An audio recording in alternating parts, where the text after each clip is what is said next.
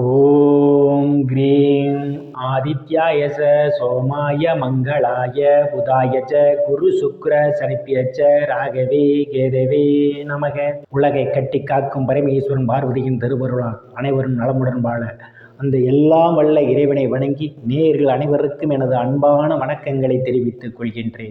இன்றைய பதிவினை நாம் பார்க்க இருப்பது மார்ச் மாதத்திற்கான ராசி பலன்கள். முதலில் கிரக நிலையை பற்றி பார்க்கலாம். மார்ச் மாதம் 1ஆம் தேதி வாக்கிய பஞ்சாங்கத்தின்படி கிரகங்களுடைய நிலைகள். மிதுன ராசியிலே குரு பகவான் பயணம் செய்து கொண்டிருக்கிறார். சிம்ம ராசியிலே கேது பகவான் பயணம் செய்து கொண்டிருக்கிறார். கும்ப ராசியிலே சூரிய பகவான், செவ்வாய் பகவான், சுக்கிர பகவான், புதன் பகவான், சனி பகவான், ராகு பகவான் 6 கிரகங்கள் பயணம் செய்து கொண்டிருக்கின்றார்கள்.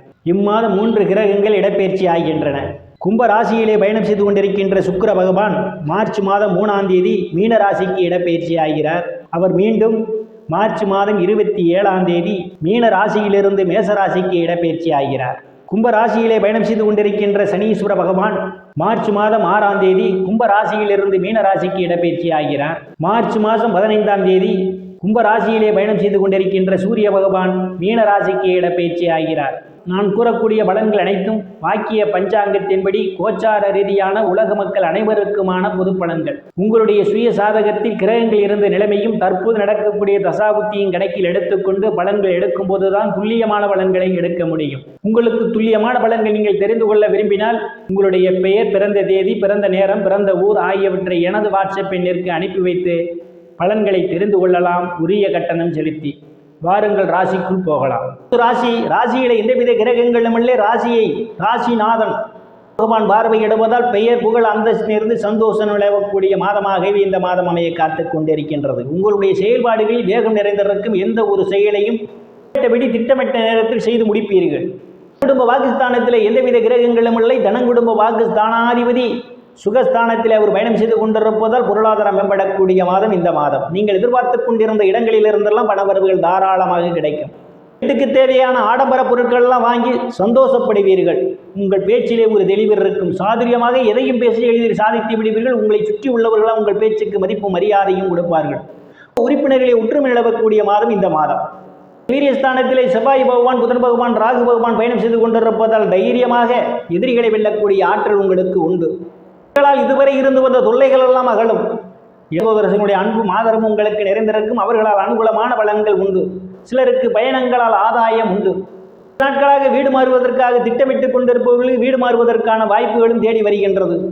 ஸ்தானத்தில் இம்மாதம் 3ஆம் தேதியிலிருந்து பகவான் களத்தோடு கொண்டிருப்பதும் ஸ்தானாதிபதி களத்திர ஸ்தானத்திலே பயணம் செய்து கொண்டிருப்பதாலும் அன்பும் ஆதரவும் உங்களுக்கு நிறைந்திருக்கும். தாயார் உங்களுக்கு பக்க பலமாக இருப்பார். படிக்கக்கூடிய மாணவ மாணவிகள் எல்லாம் படிப்பிலே சிறந்து விளங்குவார்கள். ஆசிரியருடைய நன்மதிப்பையும் பாராட்டையும் பெறுவார்கள். வாகனம் வாங்க நினைப்பவர்கள் ஆசைகள் எல்லாம் முழுமையாக பூர்த்தியாகும். வாகனத்தை மாற்றி புதிய வாகனம் வாங்குவதற்கான யோக அமைப்புகளும் கூடி வருகின்றது. நடத்துபவர்களுக்கெல்லாம் இது ஒரு பொன்னான காலமாகும். விவசாயத்தின் மூலமாக கூடுதல் வருவாயை காண முடியும். விவசாய தொழிலே அபரிவிதமான முன்னேற்றம் உண்டு. வளர்ப்போரெல்லாம் கால்நடை மூலமாக ஆதாயம் உண்டு. இதுவரை இருந்து வந்த மனக்கசப்புகள் எல்லாம் மாறி நல்ல நட்புணர்வு ஏற்படும்.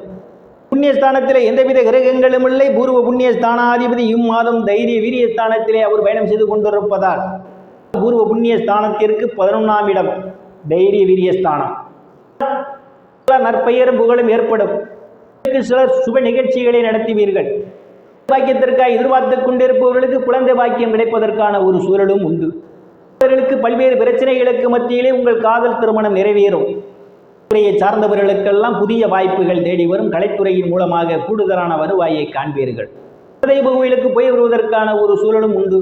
சிலர் சாது சன்னியாசிகளை சந்திப்பீர்கள். அவருடைய ஆசியும் ஆசீர்வாதமும் உங்களுக்கு நிறைந்திருக்கும்.